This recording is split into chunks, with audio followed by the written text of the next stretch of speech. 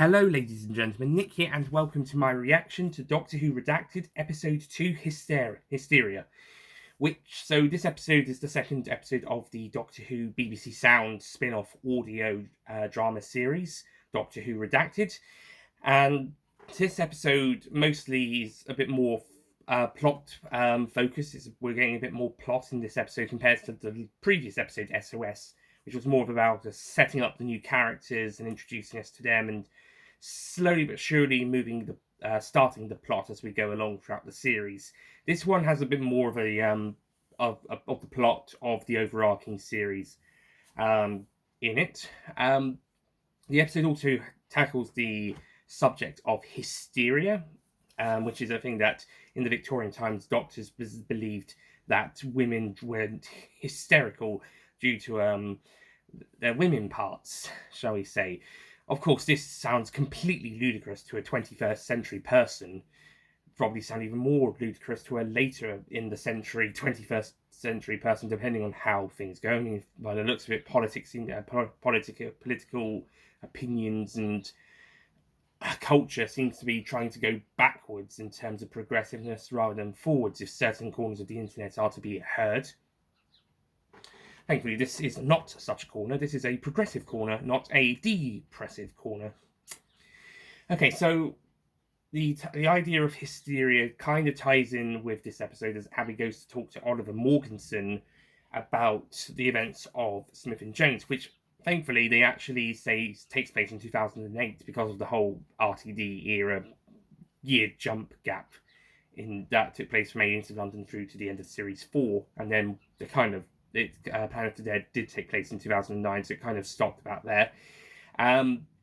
So thankfully they don't make the same mistake as the previous episode did when saying Partners in Crime took place in 2008 when they should have said 2009. This one, they don't make that mistake. They say it's in 2008.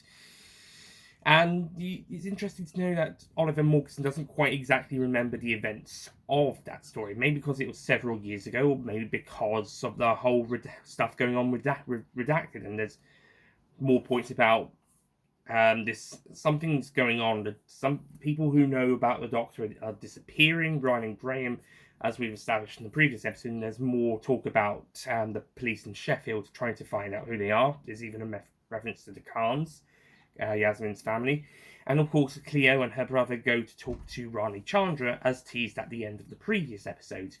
And they find a hologram of her where she's basically telling them about some stuff, and she seems to be under attack, and she's trying to help some people, and there seems to be some sort of alien race that's trying to attack them. And at the end of the episode, the alien race knows about the humans and tries to go and attack Earth for some reason. We'll probably find out next week. But yeah, so this episode is mostly kind of just moving stuff forward from the introductory episode before we get into more plot-driven stuff. Maybe introducing the aliens at the end of this episode might have been a bit too soon. Maybe we could have waited another episode or two, but we'll see how the whole series goes before I make a final decision on that.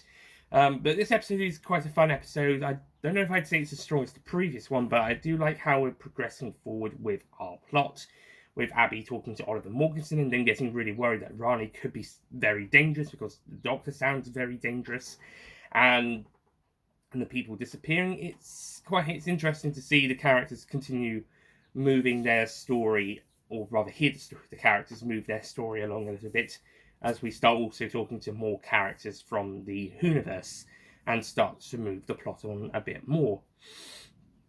And that's really most I can say about it. As far as the personal struggles are concerned, Cleo's still not really getting on with her mum that well, because her mum's not really that fond on her transformation, let's say, and she still believes her mum killed her dad, and he just disappears.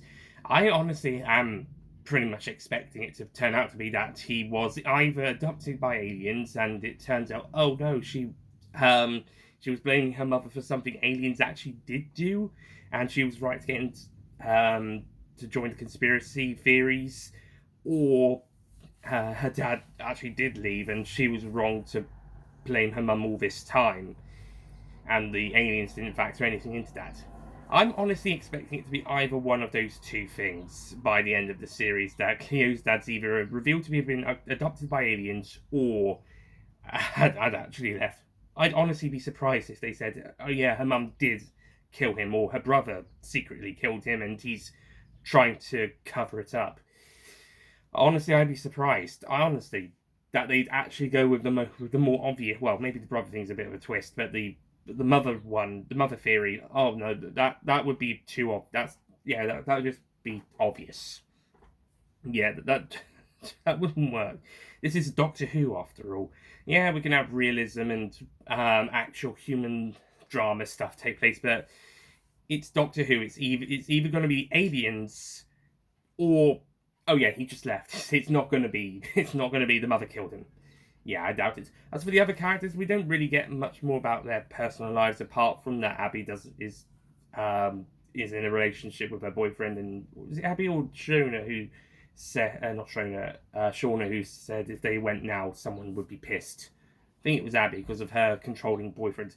The description mentioned that he's a controlling, grumpy, not very nice guy. I'm hoping we get to see how that actually plays out in the story. Not because he's like I want to like the character, or I just want to see how Abby deals with this guy in later stories. So that's a possibility for later down the line. But yeah, there's not really a huge amount to talk about with this particular episode, other than the basics which I've covered, and the character interactions are pretty great.